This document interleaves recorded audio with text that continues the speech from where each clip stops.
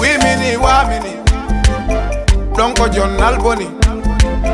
Awasudu ko fadi wo Yo gerto hebu tunka jora Bai ko dongal nea Mi ebi ko mi wolata Mi ebi ko mi pankata Kono emba mi dowe mi hande Nebata wonta ande Mi yi ko be wata hande Hari bawo do dunko ande Jombugol jonnita Dubugol murtangol Nyawlagol luttira Ma yennugol mawbebe Ma hirsugol modi mum Ma lancugol cuudidi Hari bawo do dum alana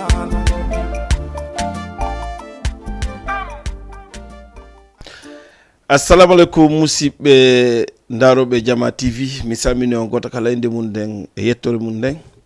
ko ɗo mi salminta neniraɓe babiraɓe kotiraɓe e jajiraɓe mi salmina ɗo yayiraɓe kawraɓe e bappiraɓe mi salmina miñiraɓe rewɓe e miñiraɓe worɓe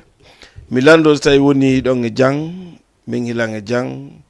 nawnuɓe Allah jeytanamɓe sokaɓe Allah ɓe yaltora ɓe wattal koɓe sokiɓe kon ɓe ala golle ɓe yo Allah korɓe koɓe gollara ka mbuɗe bo to marɓe golle ɓen kadi ɓe respecta patron jiɗi pour yo mbuɗɗin ɓeydo hande kadi en hewtiɗo e Diama TV enen e Djidje Bouba émission la Guinée ke mi sikki tun hande kadi ko mercredi voilà no way noon no mi worranno noon kadi ɗo gandi mi yeeti noon eɗen mari kadi invité molanaɗo mananɗa hoorema vraiment ko waɗɗolan surprise mananɗa hoorema hay sino hakkille an num mais mi akkitano e mum 100% waɗlan surprise molnaɗo tawmi kadi mi wawata heɓde ɗum ɗon tum min tum e tawa mi holtali on onon wonɓe darde Djidje Bouba émission la Guinée ke walla émission emba mi nisi ko ɗum waɗi hande mi taw il faut mi invita mo si feƴƴi ɗon noon mi daray no guerden hirudire mo takko enen e makko sen hirudiri noon après tegen clip goto fuɗɗoɗen émission men on enen e makko assalamu aleykum. Assalamu aleykum Djidje Bouba. Mi salmina yon mi salmina téléspectateur ɓe Diama TV ɓen fop e kanko kotirawam mo mi tawi ɗo on guiɗo Diama mi weltanoma moƴƴi mi weltano on kadi onon kadi e invitation mo on mi salmina kala heɗitotoɗo jentitotoɗo Djidje Bouba dara Djidje Bouba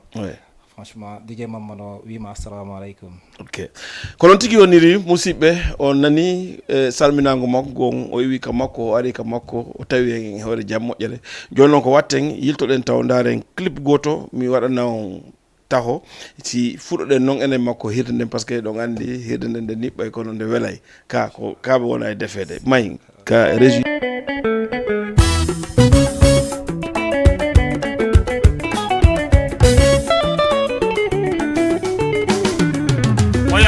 Jiwe mai mo maira mawulayo Moya ya jiwe mai mo maira mawulayo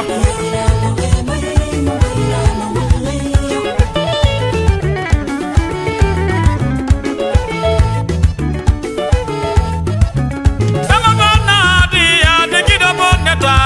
ke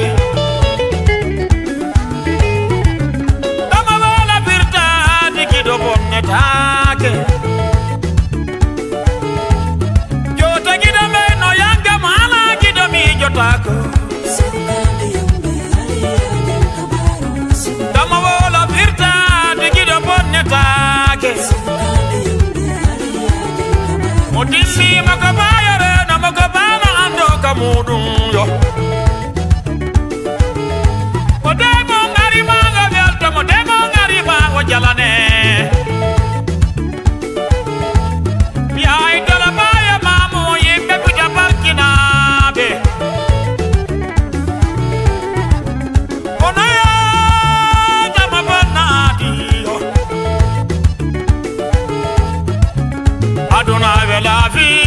Aduna vela vio non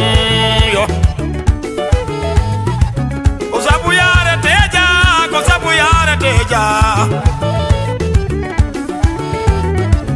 Moyaira ma ve mayo mo maira ma ulayo no yo. Mala bana de ko bala mala ko yurme ravie. De kaka ni gabal mi hura ba ko ba be garaya. Masika ka surga ya be mi hura ba ko ba be tangang beng.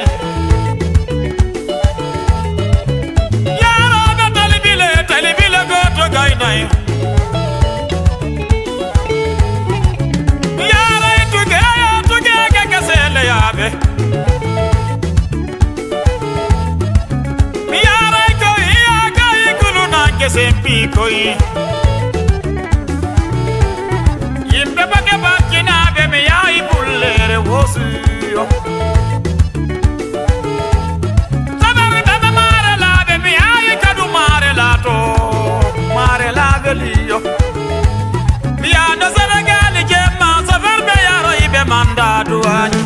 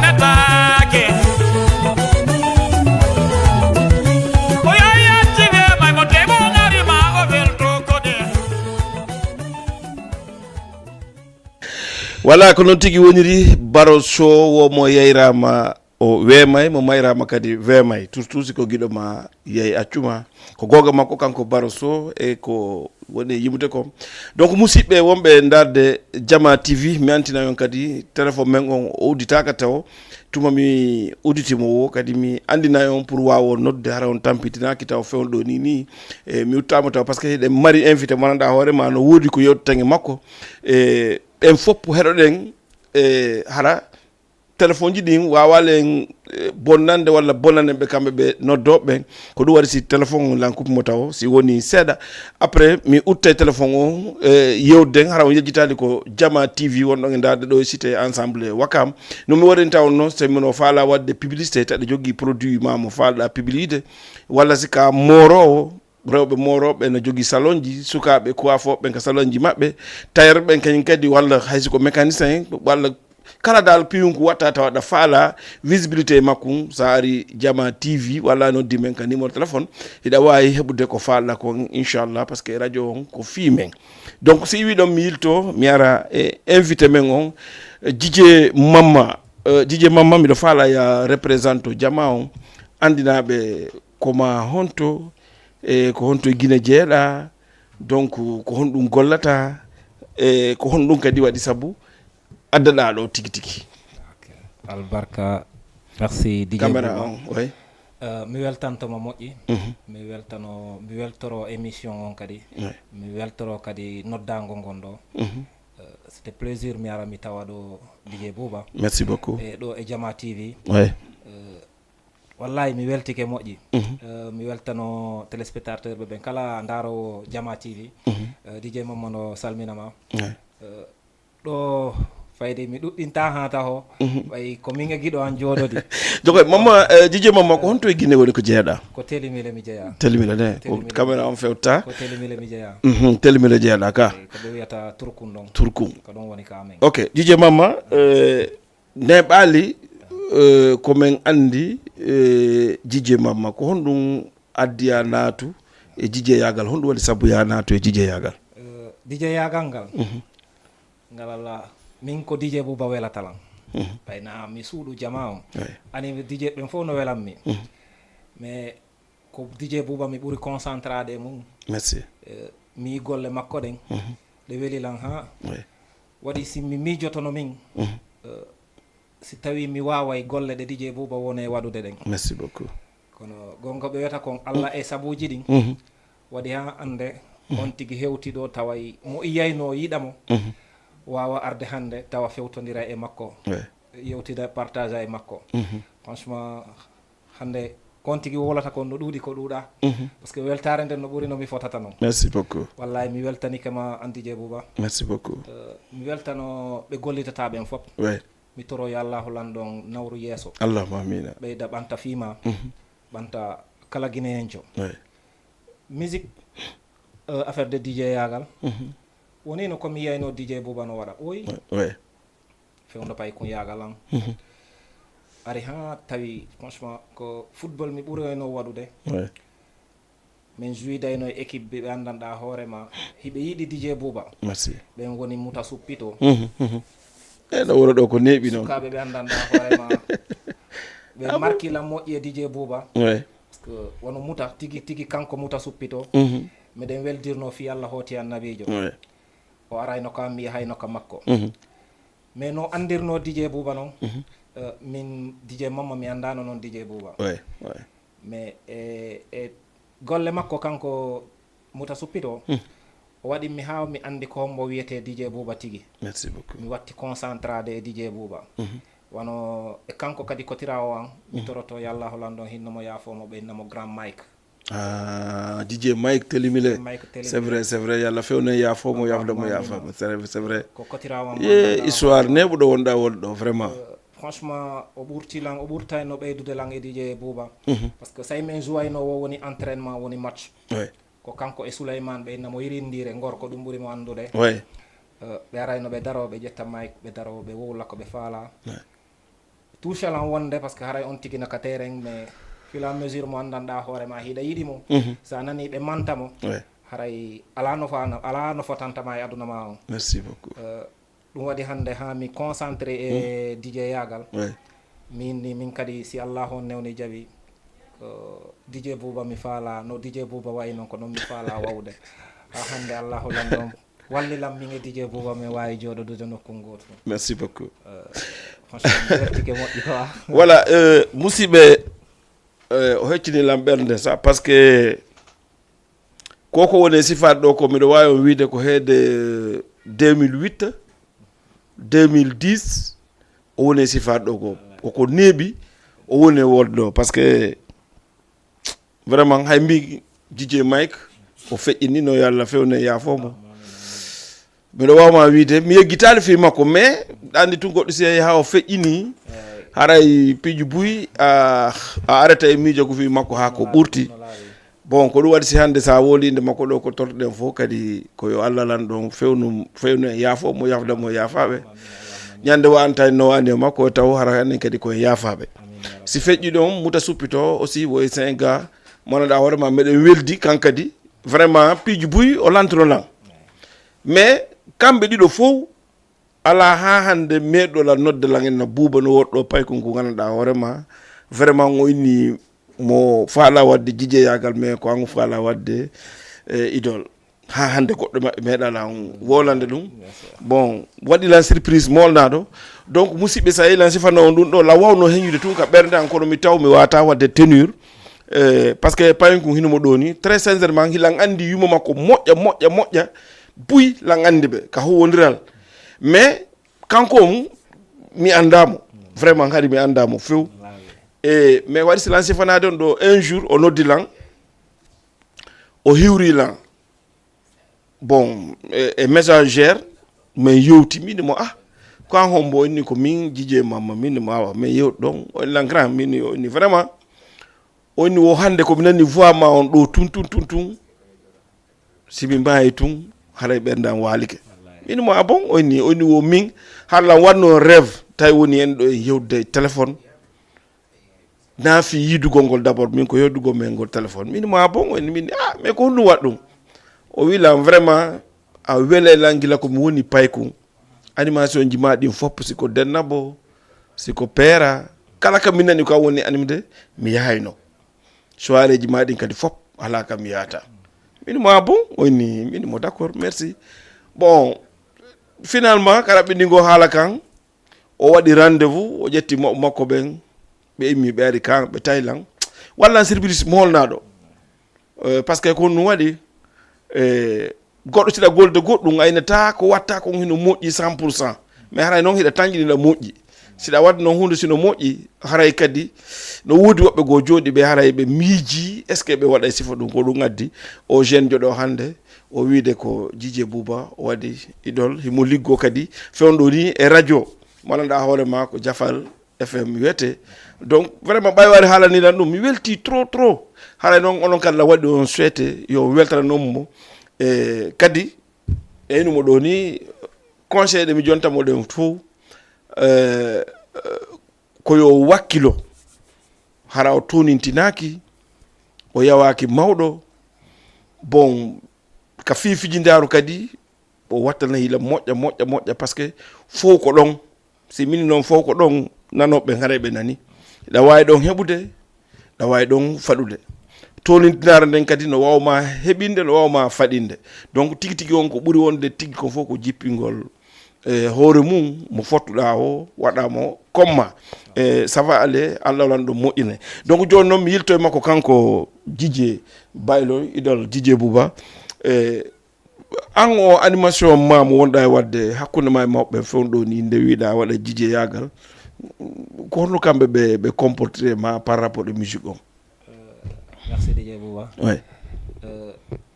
Woodi ko betti ɓe parce que ɓe accano lange ɗum ɓe calculano lange ɗum par ce que woni ko andanɗa hoorema mi suuɗayno ɓe lan jogino weldijo mo inne hat def ko rappeur jo mo ton e cité biyagi salminamo de passage merci mi yahayno ka makko tawi koto makko no jogui studio ka nder galle mabɓe o aranayno lan ko an o innami Mamadou men nam o innami arma dow talan ka studio an parce que ay fusi ala e waɗude leyga mais yamen jooɗo ka studio fus mi anda e côté musique côté goɗɗum mi arayno men jooɗo ƴetta écoute o naada ka noppiyan o innami jentito si mi wowli ka ɓurti innalam ɓurti si mi wowli hawrali innalam hawri ay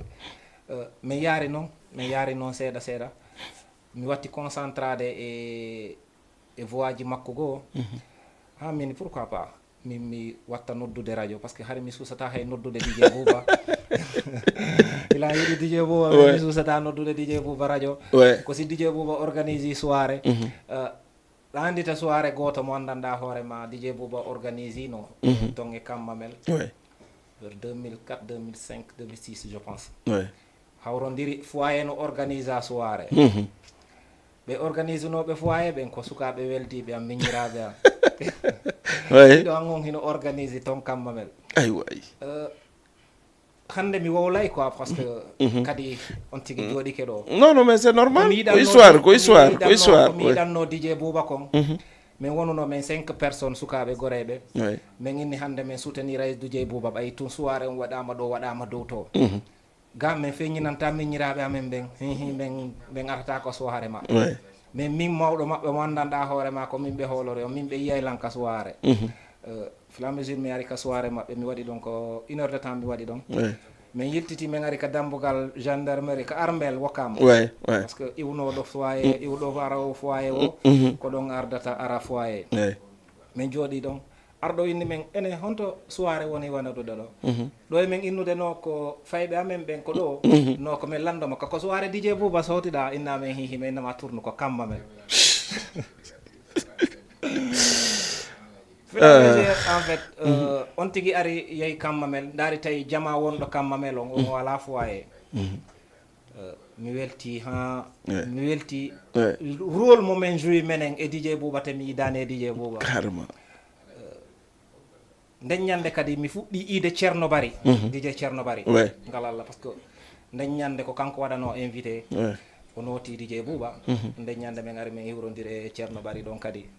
mais Allah o kanolan kadi nden ñande yomi hiwrodiri e DJ Bouba mais mi andi hunde woto no jahinimi ɗon tum hakkunde ma an e DJ Bouba mo yiɗɗa on depuis 2008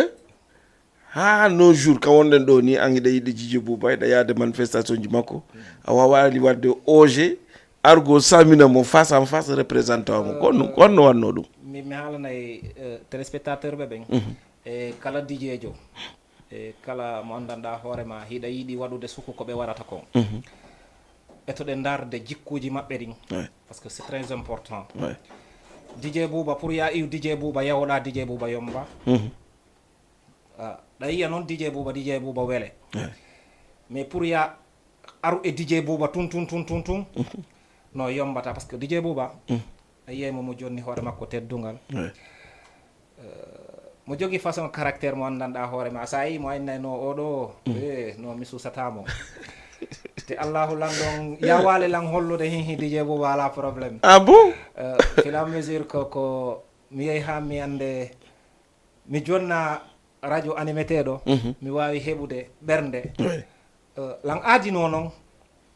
si mi heeɓi mi heɓani mi imminayi mawɓe am ɓen par ce que hari babe ngal ngala ɗo kadi kala ko waɗata hikkinir mawɓe ma ɓen yeeso ñande mi heɓuno radio am mi noddu babe ngam mine ɓe baba ɓe wilannam minde ɓe allahu landon okkirina ni radio mo mi fijina kono sago an si allahu on newni jaaɓi mi waɗay yontere taho si mi waɗi yontere ka radio an mi andi hihi mi waway ndeya yontere si allahu on newni jaaɓi mi hewtay ko mo mi yiiɗi wawde no wayi o maɓɓe ɓe wilan ko ɗum wiiɗa minni ɓe carrément ko ɗum mi faala Allah waɗi nden ñande kadi par ce que ñande min e DJ Bouba min waddayno konngol e Facebook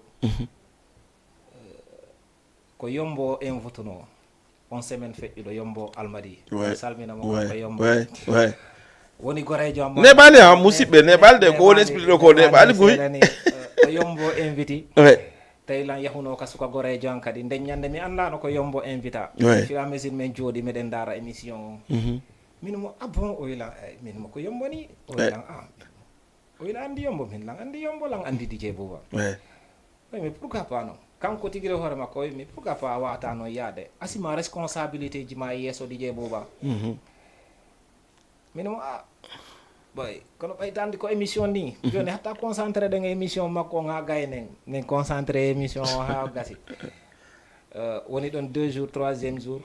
o invité lan ko makko lan boyar soƴƴe mimo d' accord ala probléme nde ñande min yeehi min soƴƴi min noddori yombo kanko tigiri wari ɗon min soƴƴi mais kanko yombo mi haalanani mo hihi min ko o woni giɗo an o yaltinani lan vidéo jo wi lan oɗo ko émission ngal gommin e DJ Bouba ni mi daari mi welti ha ɓay mi daari vidéo ji makko ɗin mi jonnutumo tun téléphone o mini no frake mi wolana bo DJ Bouba ko woni akko ok musidɓe on yafude de par ce que ko histoire mana no hoore mo min go mi waɗani ɗum suurale ko ɗum waɗi sillan landade mo waɗani ɗen ɗo rencontre andi jaka e goɗɗo no yiɗi hara anda o gollanama hara anda ko ɗum waɗi tagaɗo fo tagaɗo chaque fois ko mi wolta ka télévision ɗo min nayi e oya émission gammo mi watta e samedi minna tagaɗo ko watta fo yo watta yo eto harana ko tata o joɗtoy to o inna emba mi niisi hande oɗo ni si tawno 2008 2009 2010 ha 2012 ha no woni ɗen ɗo ni koko boni mi wannomo vraiment koko metti tun kadi mi encaissayno e makko par ce que ara mi waɗimo ko boni mais ko payko ko gandanɗa hoore ma waɗilan suivre gila 11 mati kanko o yiyali pour makko e an ko boni ko yi kon fop koko moƴƴi ɓen noon guiɗo ma fayda giɗo ma a yiyata ko boni makko ko yiyata he makko fuu koko moƴƴi wano o histoire mo wori ɗo ni o soirée mo winta mo mi invituno ceerno bari c'est vrai ko gonga makko ɗum ɗon koko wooli kon dañande mi heɓuno yimɓe moƴƴa kammamel frère jammolal bari en fopp arno vraiment on soirée anniversaire an ɗum wonno kadi ko wawno makko fof kadi ko goɗɗo go miɗo wanno Grand Yoff Talibou Dabo on kadi heewi nono vraiment min e hoore an nde ñande yimɓe ɓen mi wina alhamdulillah mi innata mi ala toñde goɗɗo kono mi langinni alhamdulillah kono noon kadi mi waɗano hakkilan no woodi goɗɗo goo yiɗɗolan wonɗolan e gollande sifa ko woni e golde ɗon kon ko explique ɗo hannde kon par ce que explication makko on nani wondema ko nena goto e makko ɓe woni mawɗo e hoore mum wonno e wadde soirée foyer de jeunes min mi yeyi mamel lan wadde mais il était obligé o ara o représente ka soirée maɓɓe o jooɗo ɗon 1 heure temps o yalta o yawa jooɗo ka talol kala arɗo o ineti ka soirée buuba ko dow to yahe vraiment on andi tawtata ko boni mi wannomo harayno hande min ko minta ko emba mi niisi komi waɗatno kumpay kum ko boni donc haray en fopp koyen wakkilo mo be tawa ko watta ko yunaya fotto e goɗɗo wonnama ko ananda hoorema hara koko nistata eto ko watta kon fof waɗa hara a nistata joni Dj Mamma nane mi landike ma hakkude ma e mawɓen ka animation musique est ce que hiɓe jaɓanma walla ɓe jaɓanama walla ko honɗum woni hakkude mum fewndo fi ko watta animation ko ngal Allah franchement mawɓe am ɓe salanakilam oui parce que min nayi ko woni wo ko needi ndin min e aninoɓe law oui avant mi heɓude ɗum ɗo kala ko ɓe wilan yo mi accu welataɓe oui mi accay kala komi faala kadi ɗo emi natude e mum mi yahay ha mi tawa siko nene am mi wonde e mum mi yahay ha mi hewta minnaɓe nene ko ni mi faalira ko ɗum ɗo mi faala waɗude ɓe innam mi awa nene walla second accayno ɗum ɗo ta waɗu ɗum ɗo par ce que lan repara e anecdote goto mi wonduno e sukaɓe ɓe andanɗa hoorema ko minen janggidata métier donc ɗa janggi métier lan jogui métier ono jeune ɓe wokkama wonɓe ɗo wonɓe darde Diama TV ɓen ɓe waway andude min Dj Mamma ko min woni hombo mi salminora kadi koto Mamadou Fukki Deureum déphagage kanko e fayɓe makko ɓen e sonnajo makko tam bari ilan weltanoɓe moƴƴi mi janggi métier lan jaggiti métier an on mais année goo mi arno min nene ɓe wilanna min nene mi faala waɗoyde armée so ala yaade militaire yaga te Allah waɗi baɓe ngal ngala ɗo par ce que nenan ngal Allah kala ko weeli Mamadou no welat nenan Dj Mamma kala ko weeli Dj Mamma weeli nene an jara ra mesure ɓe wilan nene mi wawatama newnande bamma ala ɗo wallahi mi seytinani ɓe ene ɓe non nenam min kureɓe am ɓen fof yeehi waɗoygol armé min hilan jooɗi ɗo mi ara mi waynoɓe hannde mi faalaya waɗugol armé ɓe namminoɓe newnantalam baɓe ngal ngala ɗo min grave paɗo min kay mi waɗa e feere hano min e baɓe ngam men humpodira mi yetti ha mi heeɓi numéro mawɓe en tawi ɓe fooyi ɓe nattala Guinée mi noddi mawɓe mine ɓe baba welanam mine ɓe baba mi faala yawde waɗa armé ene mi armé a yawtidi e nene ma min mi yewtidi e nenan o wi kono nene ma en ni carrément min nenan jaɓani yo baba min kay mi jaɓali anda ɗon kofor ɗum boni franchement mi andi hi woni wo kadi koko mawɓen mawɓen woni ko woni kon fof ok jeune ɓe goreɓe am ɓen ko minnata ɓe ɓe yiltoɓe teddina mawɓe maɓɓe ɓen carrément par ce que hande kala ko waɗata mawɗo mo ala paykun ala no woodi mawɗo mo ala paykun kon ɓe innata ko kono paykun kun ala mawɗo ala oui c'est vrai sa heeɓi noon goɗɗi goo ɗi faalaɗa walla ɗi duwaɗa heɓude walla ɗi a sikkano a heɓay min minnay toujours ko needi ndin woni ko woni kon fof hande si tawno mi ne'ananokiɓe si ɓe wino accu mi accata tawi ko kappiiji ɗi andanɗa hoorema kaka mo kala yiɗa ɓiɗɗo mum yiide ɓiɗɗo mum ko ɗum tumɓe yiyata lan e mum hande si ɓe yino lan e liyeji musique goo ɓe innayno lan franchement terto ɗum ɗo Ok mama wombe darde ben en salminibe goto kala inde mun den e tore mun den la ngandi ka deuxième étape après ko don yaltinte ni mo téléphone on be wawa participer e yewtere nden e ko fala landa tum jije mamma ko Dakar do jibinada walla ko Fouta Diallo jibinada janda on do ngimu dije mamma ko Dakar do jibina ko do janda kadi ko do min jandi da andi lagine walla la lagine la ngandi lagine seeda parce que lagine ko tommina ba ko tommi hebi cionci se babe ngam be wonu do mais kala pay ko mabbe jibina do Dakar yehi ha tolnaɗa nokkugo tawi ko fale ko heɓa coñci ɓe innete ɓe nattete ka cosaan lagine on pour no anda ko honno woni lagine anda piiji gono toon ko komi yehi lagine mi andi jurde mi andi feete o mi andi piiji oyi c'est vrai franchement mi wayri lagine moƴƴi noon mais ko Dakar ɗo mi jibina ko ɗo min jandi mais yettude Allah wondude e mawɓe mum ɓe wondude e siɓɓe mum ɓen hannde ɗenngal pulalam majjare alaɗam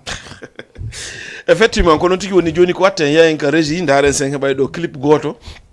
weltinen wonɓe en darde ɓen par ce que la gandi ɓe concentré fen ɗo e émission la Guinée ke ko ni tingo woni ta iɗo gandi no woodi piiji goɗɗi goɗɗi aɗa hoore ma si ɗi waɗi a wataɗi suudde ko giɗo an ni e yiɗɗo lan kami tawaka yiɗɗo lan kami anda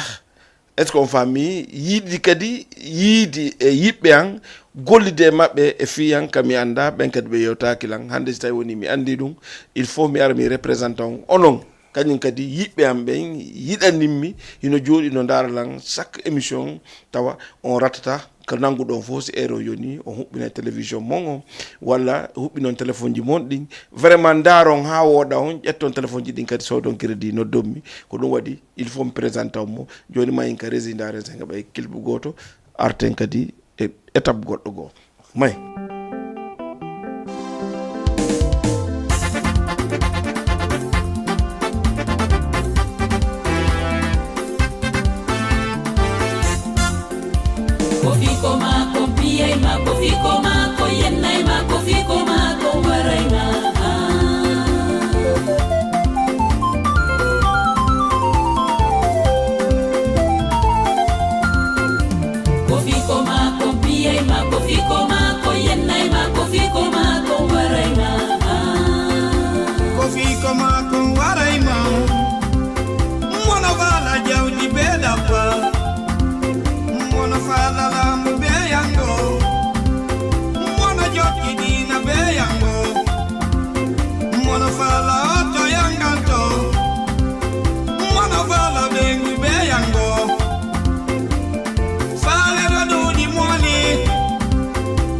Fale ma o yangay ma mi etti tere nene ummo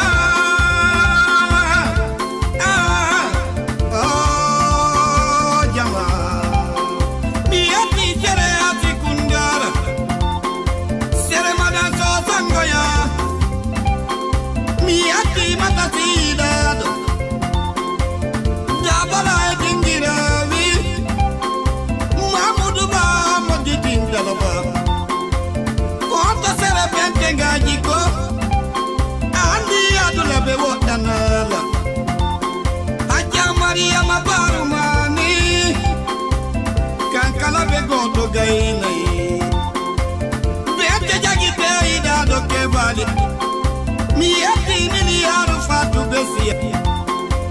kajatu mwaka ujulde mi yati amine tujaja mako e adama wajaja mako saya jikolo mamase kamete ravi dutaya mi dai rosari bita kanada idado mi yati don kemno Ramatullah Bonoton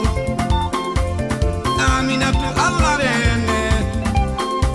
Mi devertani bebe sonfonia Sere amico barkinado Sere Maria Masaggio nene Wanindara goto gainai Adama wa bantingel bari Konto du gaya e sonna lave Mi alai kodu konkaser Adama sexy dado Yanda Maria Mokala Maria Makazola Bado Sonna Janka Pate Moloko Amadou Bari Akordion Yanda Sulaimana Parembari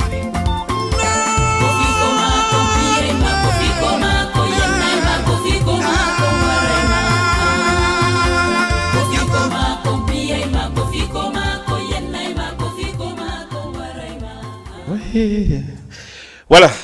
ko non tigi woniri ko fi ko makon piyayma no laaɓe posko yimi kon haray musidɓe arten kadi invité men on mi salmina on kadi si woni ɗo seeɗa haray en uttay téléphone on fuɗɗoɗen noddirde yewduden mi yeto on surprise goto manɗon hoore mon no ngalɗinilan jije mamma mandanɗa hoorema idol mo wiye an on hino timmitise makko on surprise ko honɗum hiɗon andi min hilan waɗa ɗo émission mananɗa hoore mon fiɓe sonnaɓe yeeyoɓe ka yaasi naɓora fayɓɓen mi wolay ɗum ɗo mi waɗa émission mi woola mi waɗa émission mi woola mi waɗa émission mi woola surprise mo woni on addande on hanki mi noddimo kanko mamma jije idol jije buba min mo sava on lan sava min ko no fewndo ni ko jantu oni a jije min la hebi do ko metti min ni honɗum oni be sonnaɓe wonɓe jedde ɓe fayɓe naɓaka yaasi joƴƴindina e mum hara ɓe yeyde ɓe joƴƴina fayɓe takko maɓɓe fayɓe ɗiɗo walla fayɓe tato ɗum no mettanmi mi uggini taw min mo a bon onni min vraiment important min on émission mi waɗa e mo onni min hay fusi ala ko wonɗa e wadde ko tawa hino majjanimmi te kala an ko waɗɗa émission mi dal mi tawi hino tusma hara no tuslan ka nder ɓernde oni gila ñande mi nannoɗa waɗi on émission mi daruma ha gaynoɗa gila nden ñande mi desdi kala mo miino yeeya ka hortanoɗo wonde payku mi yetton tigui gonga mini mo a bon onni affaire on woni lan surprise carrément mi andi wuy o ko wuli kon hino e makko par ce que mi waɗay ɗo émission pour ɓe sonnaɓe wonɓe yeyde ka hoore travaux je goto haɗaka yeeygol c'est vrai par ce que ko ɗon wonɗa e surrade surdiɗa ɓeygure ma nden e wonɓe ɓawma woɓɓe goo mais andite ka oto je rewata feƴƴa e angalde woɓɓe e rond point ara joɗɗa ɗon addora pay koye ma tatoy ɗiɗoy ko yananɗa hoore ma hay gotum e makko wata tonde kuma tataɓo on tawa ko bambeteɗo woɓɓen sa tawa no ƴetti on hino tumbi e poorewal hino wallini takko mum jente moƴƴade par ce que min e makko min yewdu téléphone o expliquani mi ɗum fof tawi justement min kadi ko on geste mi woni e doginde mais nde wonno woni idol e jaka kala komi woni e wadde kankadi himo préféré waɗgol ɗum par ce que mo andi hino moƴƴi e jama on jonon imagine anga ƴetti ɓiɓɓe ma ɓen tato non addiɓe ka talol a joƴƴiniɓe ɗon Allah dandu oto murtude Allah dandu oto murtude tato e an on woni dayo marchandise ma on woni on joo si oto waɗi king a hulanta hoore ma hande kadi joni ko wonɗa hulande ko ɓiɓɓe maɓe joni noon est ce que antu neɗɗo goto hiɗa wawi huttindade pour ƴettugo ɓen 3 personnes non pottinaɓe affaire on no waɗi yeme bon ok mi sikki tum ndaren se ala ko téléphone ɗuma wone sonde ok mama vraiment on komi nodduma hanki no waɗanan surprise ko yewɗa lan on ko wonnuɗa e sonko defi mum kon ko honno tawɗa ɗum ha ɗum tusma ha tawi an kadi il faut waɗa ɗum ɗon merci DJ Bouba gonga koɓe wiyata kon ko moƴƴi kon tun ko ɗum moƴƴi kala ɗimmojo ma neɗɗo ɗimmo ma mo yiɗa no waɗa ko moƴƴi eto ha waɗa sugu ɗum ɗon sa wawata ko wadde ko ɓuuri ɗum ɗon min mi yiyay DJ Bouba franchement mo sensibilise yimɓe ɓen na wasi tawi o ɓuuri fo gandal wasi tawi o ɓuuri fo andude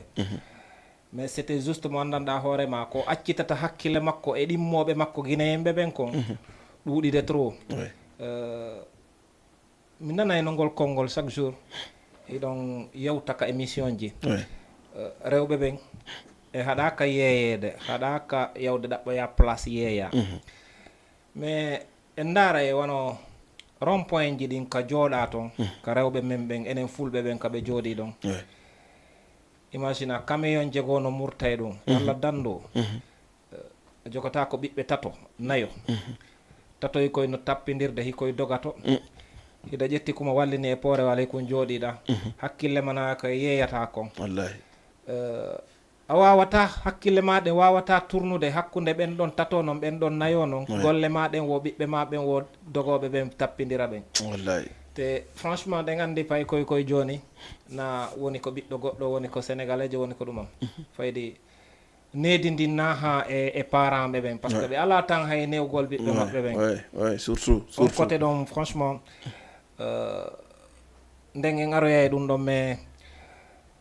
min dal ko mi innata rewɓe yeeyoɓe ɓen yoɓe eto si ɓe yaha yeeyigol si tawi woni ɗiɗo e tatoy ɓiɓɓe ma heeɓi ɗiɗo tato eto ɗaɓɓa sa wawataɓe naadude école ɗaɓɓu duɗal alqurana ko naadaɓe si weeti bimbi ɓe yaha ɓe adda hakkille maɓɓe ɗen ɓe deɓay ɗon ko ɓe fija mais hande an moodi makko si tawi weeti bimbi tun a dawi accidimo e ɓeygure accidimo e ɓikkoye hihi ga hiɗa jonnude mo dépense makko mais alamo e wallitade no on ira ɓiɓɓe makko ɓen kala ko heɓoy yeeso ɓe innay ko nene on kono haray babiraɓe ɓen hiɓe tawa ko am par ce que sa heeɓi sonnajo a yeehi ha on jiidodi eto heɓana koye pay koye kaydiji jibinande taho mais ɗo a yeehi fayɓe ɓen no jibineɗo ɓe janda ɗo taɓe ala hay kaydi hay siɗa falanoɓe wallitade saway no muusi seeɗa par ce que ɗo ya jinduɗo ha heɓanaɓe kaydi jibinande a tawa âge maɓɓe feƴƴino ɗin a tawa hay kamɓe babiraɓe maɓɓe ɓen sa landike ɓe ɗo carte consulaire koɓe wiyatama mi ala hay carte d'identité walla mi ala carte consulaire mais non mais mamman a taƴugol ma mi sikki tun o probléme kaydi ɗum no men enen ngol leñol ma wiyetegol pullo par ce que hay sa daari ka Facebook ni wonɓe waɗede accident je moto ji e auto je ko wayta noon maaya ɓe aray ɓe hollira fure o direct ɓe holla mo ɓenna ko inde makko nen ko kaari mais men tawi e kaydi hay fof so jogaki ne watamo identifiude ne watamo identifiude woɓɓe fureji go waali ga donc fulɓe ɗimmoɓe men mais a tawa ɓe identifiaka par ce que ɓe ala kaydi e ko mi innata tun rewɓe ɓen yeeyoɓe ka sera travaux ji ɓen yoɓe évutu naɓorgol ɓiɓɓe maɓɓe ɓen ka sera travaux ji par ce que auto ko machine ko fewdo ko hooliɗamo ɗon ko fewdo ɗon o bonnantama mais non min ko waɗilan wiyeme mamma c'est vrai ino mettimi goy ko ɓe woni alde ƴedde fayɓe naɓora ka talol kon mais est ce que ɓen wonɓe wadde ɗum fof ko wonduɓe moodi maɓɓe en réel par ce que mi sikki tawi woni hara ko wonduɓe moodi mum en réalité no wawi wonde gorko ngo dawa bimbi yawgo golle mais si debbo on ko yalto wano 18 heures walla 19 heures si gorko on hewti ka suudu imo wawi wonde ɓiɓɓen wallahi wonɓe waɗude ɓe gata ɓe won ndemode maɓɓe mais ko saare nden tolni ko andanda hoorema donc wala fof ɓe innata kon li yallah kam doyna ok mi sikki tu joni waɗen ni téléspectateur ɓen ɓe wawa nodde ka télé ɗo e utten téléphone on numéro men on hiɗen andi ko 78 116 82 38 78 116 82 38 mono faala salminde idol Djidje Bouba Djidje Mamma Jafal FM e woloren kadi fi probléme ji ngol tarol e ɓe ɓiɓɓe men e ɓe wonɓe yeyde haray min uttite téléphone on no jungo mom ko ɗo mi rewata mi salmina ɓe Wakam kami jooɗi ɗo salmina ɓe Mermoz salmina ɓe Dieuppeul salmina ɓe Point 1 salmina ɓe Fann salmina ɓe Médina Gueule Tapée Fass Niacoke Rebeuss enfin mi salmina ɓe Colobane Asalem e salminen ɓe Grand Dakar salminen ɓe Khar Yalla Castor salminen ɓe Grand Yoff ɓe Parcelles Guédiawaye Thiaroye Yombol Boune e so rewi ɗon salminen ɓe Yoff salminen ɓe Ngor Almadi mo kala ka wontiri hino ndaara ɗo vraiment salminen kadi ɓe Aslem ɓen Aslem Ray vraiment en salminiɓe fou so yimi kontali inde ɗen ko par ce que ɓeɗo fou ɓe mi woni hiwraɗo ɗo mo beno ƴedde téléphone mum on hino nodda hino weltano Djidje Bouba e émission makko mo woni wadde la Guinée ke walla emba mi nisi mais hande noon invité men on ɗo andi ko Djidje Mamma idol Djidje Bouba donc tigi on e yewde makko o nani programme makko on kan fewndi ɗon ko jibinaɗo ɗo wonɗo ha fewndi heɓde coñci teddinede mawɓe nattimo Guinée o heɓi coñci tun o arti ɓe naadimo métier continue métier makko mais ko laaɓi ha laaɓi kon gurdam makko ɗan ko ɗo waɗi mais pulal ngal woni wolde ngal sa nani ngal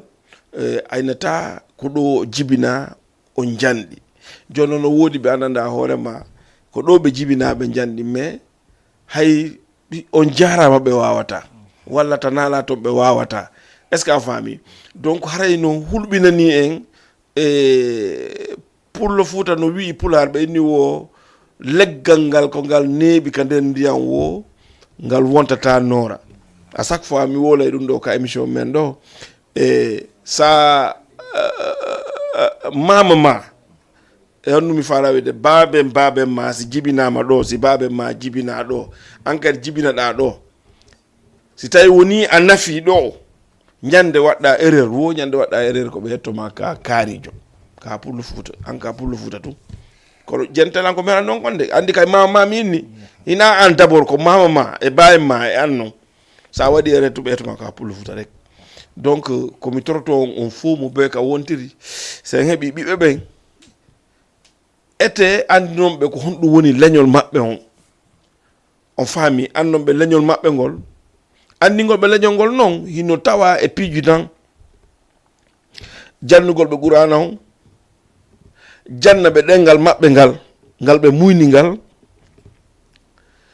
e janna ɓe ñaamete men on mo jeyanɗen hoore mo manɗa ko ɗum ɗo enen woni cosaan men ɗon andi Guinée kaka men ka mais Guinée e hoore mum sa inni Fuuta Dialo a inni Foore hay hakkude ɗin ɗon ɗiɗi fof ko Guinée ka mais hay hakkude ɗin ɗon ɗiɗi ñaameteji maɓɓe ɗi no serti est ce que on faami hay ɓenɗo ɗi ɗo ñaameteji maɓɓe ɗi no serti pour andi ngol ɗon cosaan ma on ko ñaamete ma on ko ya andi ɓiɗɗo ma on ɗum pour hon ɗum no woodi goɗɗo ka fewndoto e koko makko kon o bungirta mo bungiri ko goɗɗo jeeyi ko hersa o ɗaɓɓata mo bungiri ko goɗɗo jeeyi ko hersa o ɗaɓɓata haray lam faala yo noddu ka 78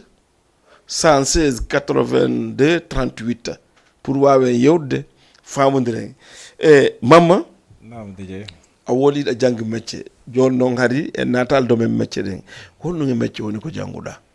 ko menuiserie mi janggi. Menuiserie. Ébéniste. Menuiserie on ko andi menuiserie no waɗi ɗiɗi. No waɗi menuisier coffrage et menuisier en meuble. Ébéniste. Voilà. Ko menuisier ébéniste mi atti jangude. Goɗɗo noddi. Allo. Allo on jarama. Allo oui on jarama. Ko jantung inde nden e ka noddo ton. Inde mon nden e ka noddo ton. Souleymane on na Koloban Souleymane no way ala no wa bismillah Souleymane balno indo mannade DJ Bouba yodde DJ Bouba ayno lang kanko on yodde dum direct. Allo oui Souleymane mi hedima jara minni DJ mamma bala hebde quoi d'accord inumo allo DJ mamma assalamu alaikum Souleymane Koloban. Ça va? Kranko fewnde no marsude? Ilan weltanma. Merci koto min kadi mi weltanike ma. Ida salmine tonko wonda e be wonduda ton fop. Merci beaucoup. Jarama Souleymane. Et aussi DJ Bouba aussi surtout parce que on woni invité d'honneur makko kanko invitement aussi. Merci beaucoup. Ay gila émission ko fudi landade mo en direct. Merci beaucoup. Merci. Jarama Souleymane. Ay mais nani non ko haala ko fo aussi no laba merci beaucoup Souleymane wallahi jarama Souleymane. Ok DJ mamma tanike ma mo yankade. Ok merci beaucoup ok min continue ndade aussi ha jon ko YouTube. ok merci Souleymane. Ok jarama. Ok voilà ko non tigi woniri Souleymane depuis Colobane en salminimo e ko Djidje Mamma o falno yewde toujours ido wawi nodde ka 78 116 82 38 yewde nge Djidje Mamma walla Djidje Bouba walla yewde fi projet men sonna men ka hoore lawol ko artiri mi artiri don do émission ko parce que o do hanki mi noddimo mi tawi koye ɗum e sonko fi ɗum o woni waɗi si puusio mi arti ɗum hannde te kadi la renti ko woni ka hoore traw ko fewno ɗon noon fewno ko fewɗen ɗo ni mamma e ka traw no woodi danseji ɗiɗi wonɗi toon e hoore ɓe sonnaɓe men wonɓe yeyde ka hoore lawol andi non seulement otoje ɗen enen ko fayi ɓen wonɗen wolde fi mum est ce que a faami mais otoje ɗen no dansere ni hay maɓɓe kamɓe a faami ka de on potoji lampe ɗin goɗɗo anda marche honɗo irata ko ɓuri kon a tawa ɓurɓen hino jooɗi takko poto lampe ji ɗin bon poto lampe on no wawi wonde anjana on tawa a memata est ce que a faami mais pay koye kamɓe ɓe anda potoji lampe ɗin ko danger ko memeteɗum walla memetake te fewno ɗo ni ka fewno ɗo ni ko fewndo ndungu punccu wonɗen ɗo ni mois de août no maayi septembre no débiti ɗen andi ko fewno ɗo ndiyan ɗam woni e ɓurta arde bon joni noon filji courant ji goɗɗi goo kadi ko asadi ira a faami goɗɗi goo kadi ko asadi ira no wawi kadi ara tawa ndiyan hino dewi a anda hara courant ton naada koyngal ma ton ma seɗa walla pay konko doga comp andi pay ko tako ɓe naat ton koyɗen kadi ɗum fof no wawi wadde danse ko ɗum waɗi si minni ka hortalol fewno ɗo kamɓe rewɓe ko danse ji ɗiɗi ɓe wonde mum ɓe wonde danse courant on e danse ɗe otoje a faami ka donc ɗo haray situation on koyeɓe wallito hoore maɓɓe a faami langan noon woɓɓe yiray wasa woni hara en kodisayɓe de trop woni mais na ɗum neɗɗo ko anaɗa hoore ma tampinaymo ko il faut haranamo pour o moyto o wawa moytade ɗum est ce que a faami bon donc ɗum ɗon eɗen tori jama on mi halna on numéro téléphone kadi min on ko 78 116 82 38 Djidje Mamma mi arta e ma polanga kan jama on no jenti no laaɓe poy ko menuiserie wonɗa e wadde menuiserie on ko danɗe armoire e coiffeuse e honɗu walla ko ɗum ko menuisier ébéniste parce que ko ébéniste woodi oui e menuisier métallique oui menuisier soudeur moy coffrage oui Allah waɗi mawɓe laawilan jannude natude métier law mi jangi métier an on ɗo e Wakam patron amen noyne Mamoussa Samb ba makko wonno imamu ratino Wakamu ɓe naɓe Alaji Boubou Ndiaye Samb mi salmina apprenti ɓe mi wonduno e mum ton ɓen wano Sidi ɓeygu baban Tidja ñama kalaɓe num e ɓiɗɗo laaɓal bari on Sidi mi salmina ɓe mi salmina pay koye mi wonduno ko atelier mum kala wonɗo Wakamu ɗo jooɗiɗo daara DJ Bouba e DJ Mamma mi salmina ɓe mi jangi métier an ɗen ko yata duuɓi 7 duuɓi 9 9 ans mi waɗi Wakamu ko atelier maître an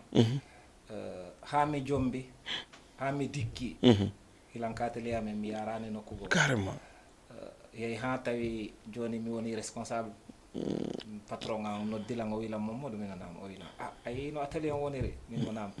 o wilan joni a heeɓi ɓeygu hino nene hino baba hino ɓiɗɗo hino ɓeygu joni mi falama accude yahana hoorema minimo si tawi henanima mi wawi walla mi wawi yahande hoore am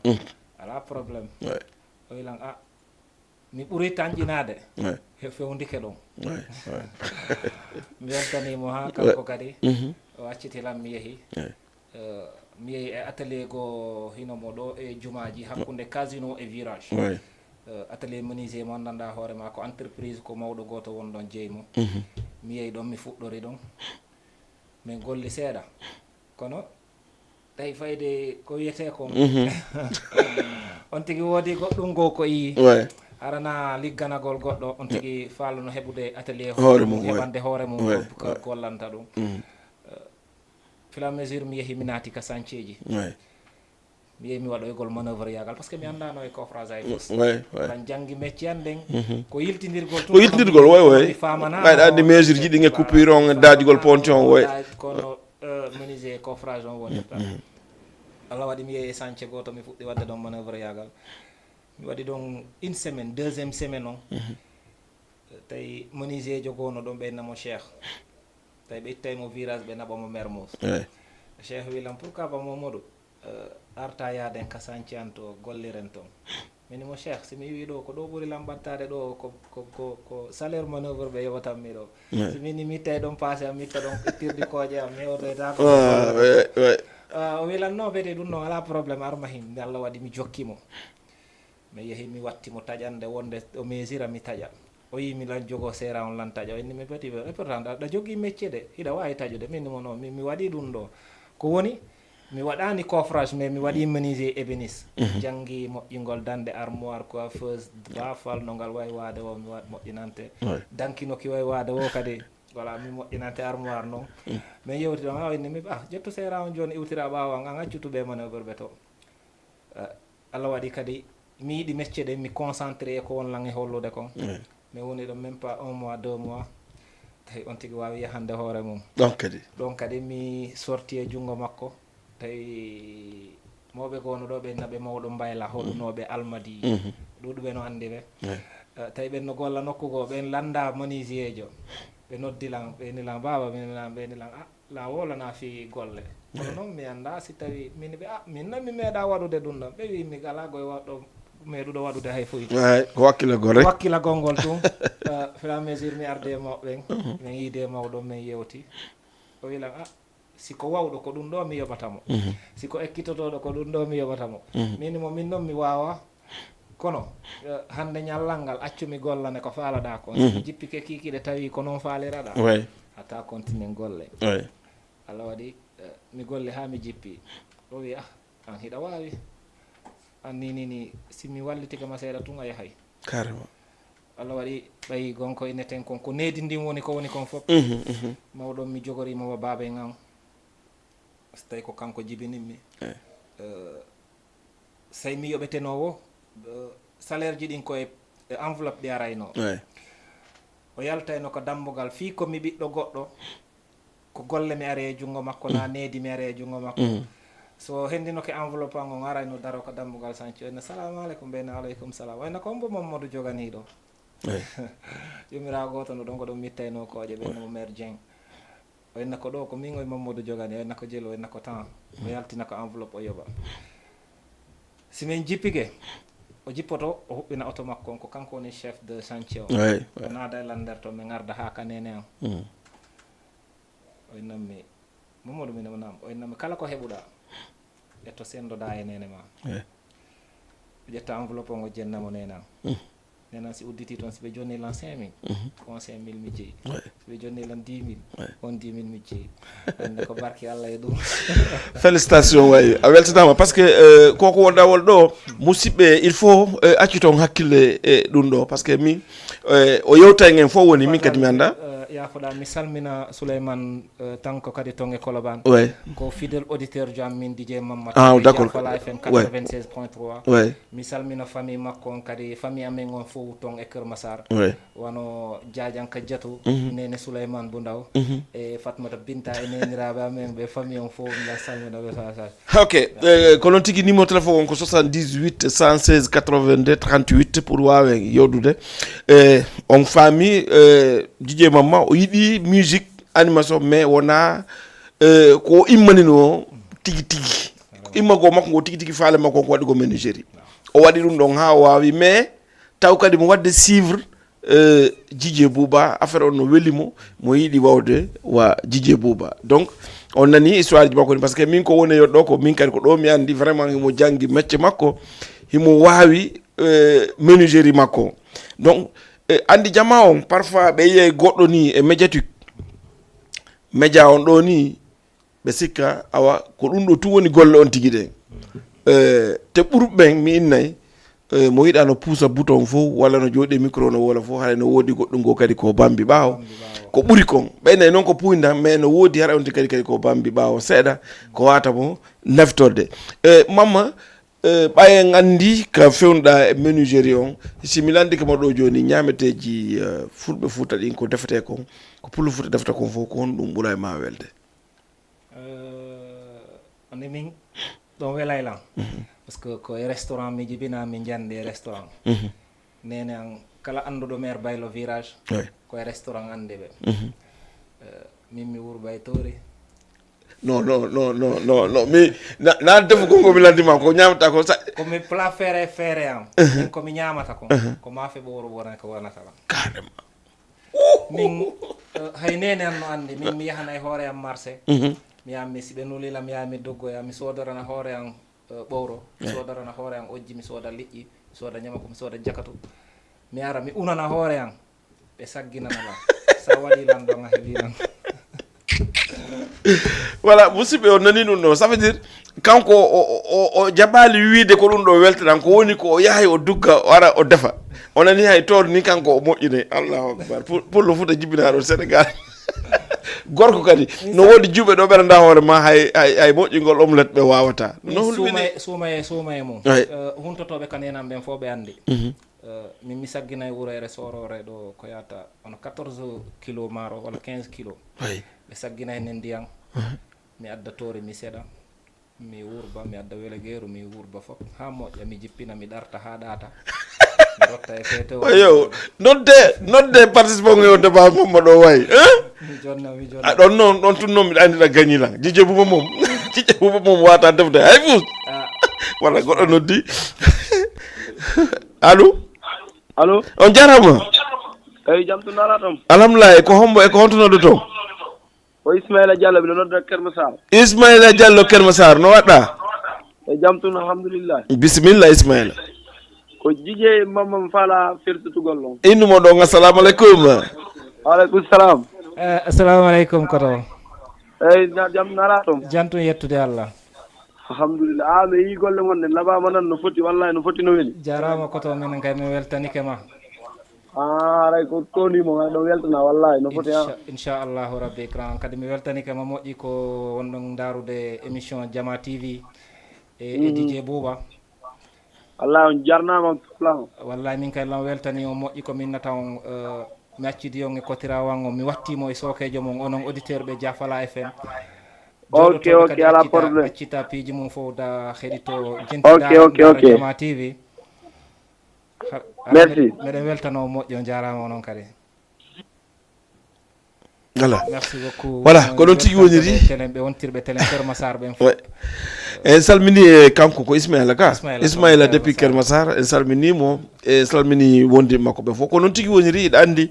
tagaɗo on so tawi woni o waɗi ko moƴƴi kon koya mantirmo ko moƴƴi kon ɓeyniri ko waɗirte ko fiyo wole ko woɗirte ko fi waɗi donc rewen ɗo kadi salmine nena adama virage iɓe telimile centre nde ñande ɓe noddanno ɓe wiylalla sikkude kere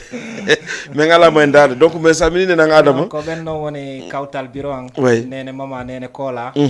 nene alassana nene mariatou nene dj mamma min ka voilà c'est vrai en salmini ɓe depuis telimile kamɓe karma ko mamadou winde diabo salminen kadi intact dole depuis ton kadi telimile salminen tijjani mendia chauffeur jonka karma ko mamadou sen iri ton arten ɗo e Dakar salminen kala wonɗo e darde Djidje Bouba donc may ka rési dare sen heɓa clip goto arten kadi e programme ji goɗɗi goo Djidje wuri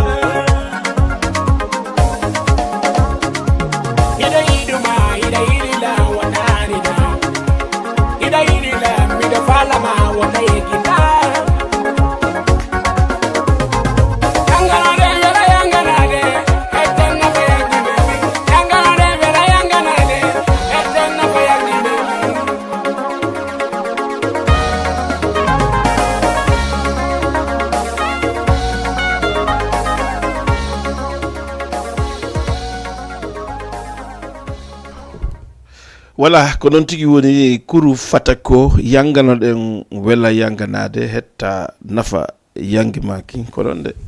fodi sa yangi ha gayni ko ya hettu nafa ko yangiɗa kon voilà mama joni yeltoɗen ka langandi ko dernier étape jiɗi wonɗen e yaade émission men on timmi fayda ha feƴƴiti fewndo radio ma on fréquence on ko hodno e ko ñalade honde honde wonɗa watton émission. Merci DJ Bouba. Mi salmina kanko Guido Jama. DJ Wuri. PDG o. Mi weltanoma ankadi. Merci beaucoup. E kongol kuro fata kongol yangano wela yanganade. Franchement hande on tigi andi ko yangino ko bonale DJ Bouba. Merci. Radio angon ko lundi, mardi, mercredi, jeudi mi woni ton. Sa fala nangude on radio nga waɗay 96.3. 96.3 ouais. Radio no wiye Jafala FM 96.3 himo ton e Liberté 6. E nder Walfadjri o woni. Hilan ton lundi, mardi, mercredi, jeudi. À partir de à partir de 18h30 ha e 20h30. OK. Den jogi ton 2 heures de temps ñande be ñande. Be bolindiranno en e dimanche je den. Kono gonga ko be wiyata kon taga il faut tigi photo na dum énergie on yahay te kadi auditeur be ngata be wuldeta ka ma wono non ko do wadi simen ittani be vendredi samedi dimanche on pour no men wawa artirde kadi men wawa gollude. OK joni ka e radio on émission jidi wattadi ko musique dédicace watta wala ko thématique wala ko dum woni comme cette émission jimadi tigi franchement ni taw mi fuɗɗaki mi falama yo semaine arowɗo inchallahu rabbi mi fuɗɗoto wadde thème jiyam ɗin e invité ɓe mi faala invitude ɓen comme no mi haaliri nanen kadi ka radio noon mi faala fuɗɗorde e auditeur ɓe am ɓen taho par ce que auditeur ɓe ɓen hiɓe jagganilan émission on hiɓe wakkilanilan kala komi wiɓe hande ko ɗo mi woni e yarude e yiɓe iwtira e ɓawa ɓe doga ɓe jokka wono Souleymane en wono Mamadou Bari e goɗɗo mi weltantoɓe moƴƴi. Merci beaucoup. ɓay ɓe wilan joni a faala fuɗɗo programme ji maɗi min ɓe pourquoi pas joni ɗo e mi noddude artiste ijo taw mi nodda wonɓe noddude ka radio am ɓen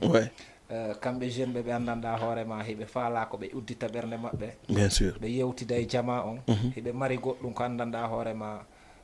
ɓe wawa yewtude jama on mini voilà pourquoi pas min kadi mi wawa ƴettude ɓen par ce que artiste jon ko artiste jo fof no andimo walla fof no duwamo andude mais no woodi ɓe andanɗa hoorema hiɓe ɓawo naɓe artiste naɓe DJ naɓe hay fus mais wallahi son yewti anday hihi heɓay goɗɗum carrément voilà ko noon tigi woniri on nani kanko Djidje Mamma radio man konko Jafala FM 96.3 et chaque semaine à partir de lundi donc ha e jeudi on haray mo ton 18h30 ha e 20h30 kono non concept émission ji din tigi o walani taw planifié so tawi woni o semaine do feƴƴi o faladi wadde planifié hara chaque émission o yetton ko ɗum ɗo woni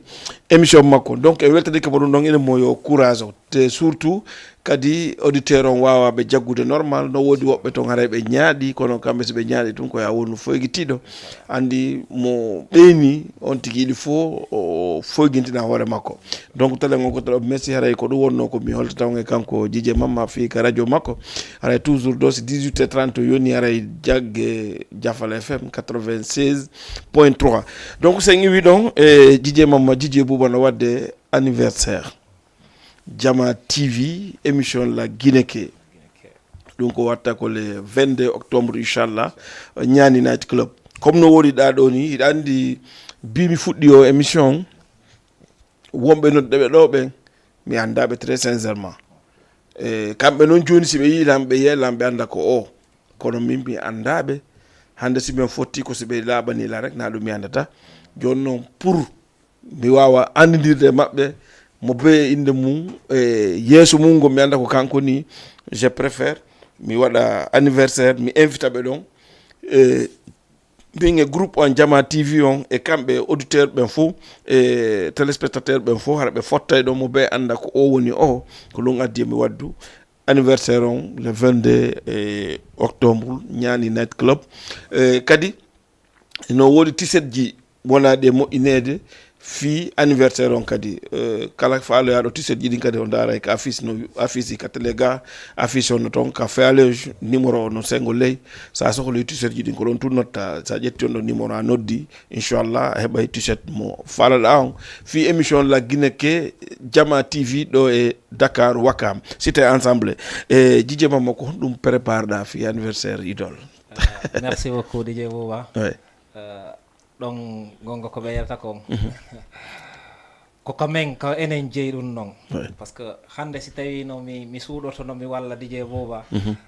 hande mi heeɓi opportunité no mi darora mi walla Dj Bouba carrément par ce que hilan jogui volonté no mi wallira Dj Bouba hilan faala wallude Dj Bouba te mi wallitoto Dj Bouba ha ko anda hen ko Dj Bouba ko guiɗo on yalla wallu allahuma amina min nayi kadi auditeur ɓe ɓen kala faalaɗo t-shirt kala faalaɗo t-shirt walla faala prévente ɗa wawi noddude Dj Mamma ka émission makko Hoten Fouta wawi wadde numéro téléphone on ton kadi ko 33 895 42 03 a heɓay Dj Mamma tous le lundi mardi mercredi jeudi 18h30 ha 21h ha 20h30 faalaɗo prévente kadi hiɗa wawi noddude lan wontirɓe virage ɓen hiɓe andi Dj Mamma wontirɓe gorɓe wontirɓe yofoni ha nokkugo e nokkugo min nayɓe dal yoɓe aruɓe noto kala mo andanɗa hoorema ko fans Dj Bouba fans Dj Mamma haron yejjitani ñalande nden ko le 22 inchallah min yahay toon min fotta toon fotten toon enen e jama men on e yimɓe men ɓen comme no wawɗa no haalirɗa ni par ce que en wawata ide komo kala inna ko kankoni mais enen hande iɗo en wono ande en mais en wawata andude fof te sago men enen kadi kala ittowo mbuɗu mum nodda ƴetta ɓernde mum noppuru mum halfina en iɗen faala ide mbadi makko anden ko o siɗen wawno e wawano yaade mo ɓe ka suudu mum kala ka suudu mum konkanen mo naate joɗɗo yodde makko de passage kadi mais c'est pas facile salminay Souleymane kanko kadi par ce que pay kunkun ko pay kun moko baw o noddilan o wilan koto min monama o wilan sago am min jajanno dennude e dimanche min mo ne o wilan hi o wino sago an noon min an mi yiyete ka denna bo jajam min mo ne o wilan hi min mo respect mo jonnuɗa lan on ha heɓuɗa ƴettugol crédit ji ma noddanmi min Dj Mamma pour yo mi aru ko denna bo jajama lam weltori weltanoma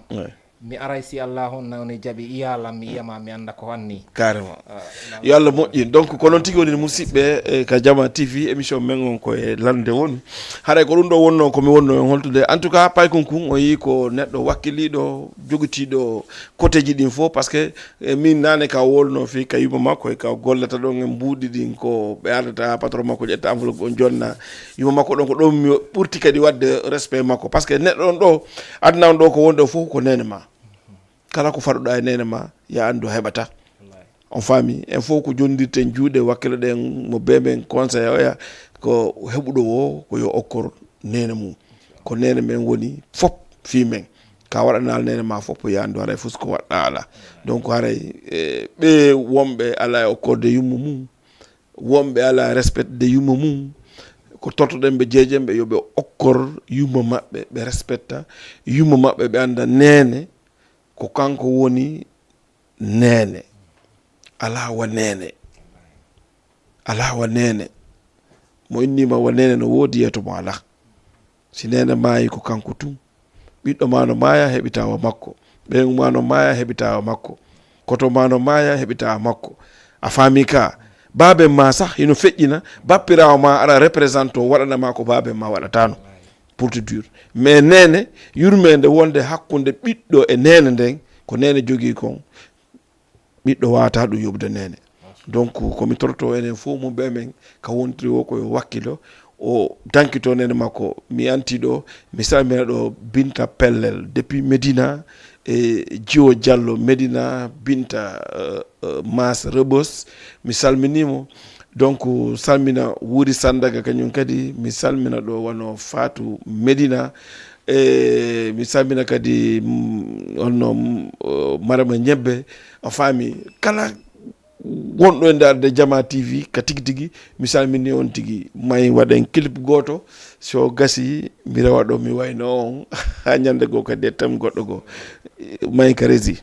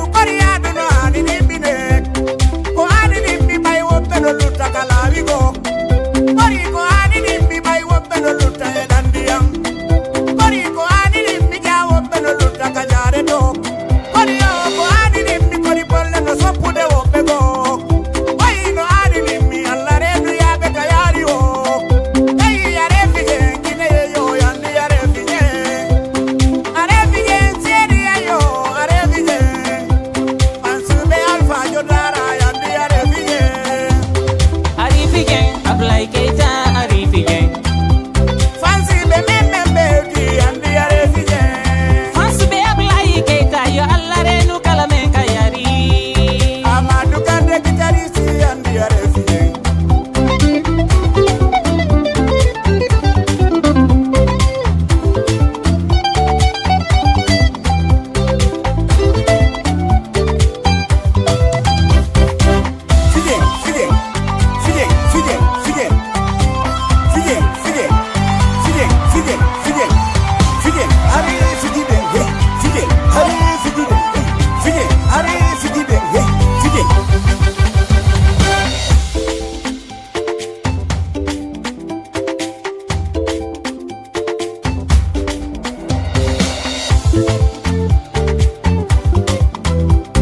Arifi gang, Ablay Keita, Arifi gang.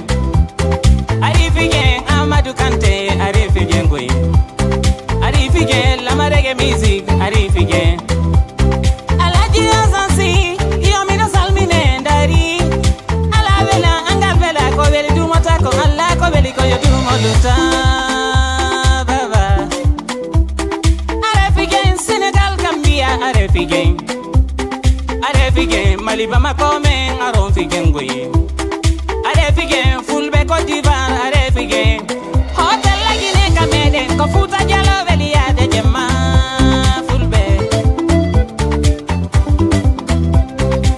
Andi yiri na fenande kono mo yida ka o andata dumbe. Igol na yurmi, igol bela ya du Jemma jaka. Aduna ko jike jabata mi Fouta.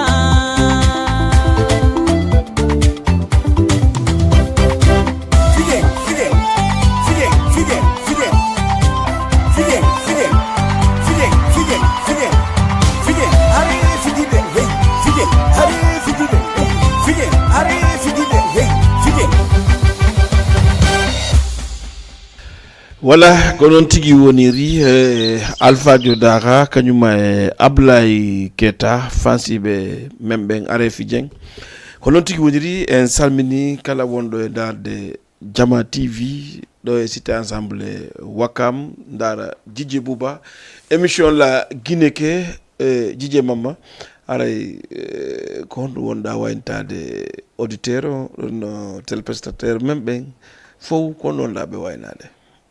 Franchement mi weltike moƴƴi min naɓe tun kala mo andanɗa hoorema ko gore jan walla ko jajirawo wan yeru hunduko jan ko min nataɓe dal ko woni wo ko teddungal ko respect par ce que hande mi andi nafa teddungal hande si tawi mi yennayno DJ Bouba franchement DJ Bouba noddatanolam mi jooɗoɗo ɓay mi andi ko yennowo kono ɓay mi hollimo teddungal o hollitilan teddungal ko holluɗa lan kon si Allah o newni jaɓi mi weltori mi andinte kadi mi weltike mi faala wiide a dit contraire par ce que ɗo min ko an hollilan teddungal déjà par ce que ko yalɗa wiɗaɗa yiɗimmi kon waɗɗa des années min mi anda hande min ko min duwa ma weltanade ande gonga ko ɓeynata kon iɗa faala ko faalaɗa kon Allah holanno andi ko huwata kon wallahi DJ na ɗaynugol ma mi envoyé ni DJ ɓe bus pas mal de DJ ɗo ɓe mi envoyé ni message ji hande an ko wowlanɗa lan kon ko holluɗa lan kon Bouba yoni lan yok mais ko non gasi voilà musidɓe wonɓe jarde Diama TV ko ɗo wonɗen e waynodirde enen e DJ Mama ha e lawol go inchallah langandi prochain émission men enen e makko ko après l'anniversaire de DJ Bouba et Nyani Night Club inchallah le 22 octobre hare ko don watta en kadi émission enen e makko pour andugol programme ji ɗi no yaari jama on no ardi no hotiri yo Allah tawnu en e hoore jam moƴƴere e minna on kadi en e samedi aroɗo à partir de 14h30 ha e 15h30 enen e émission emba minisi minna on ɗo bye bye ciao ciao en samedi inchallah merci.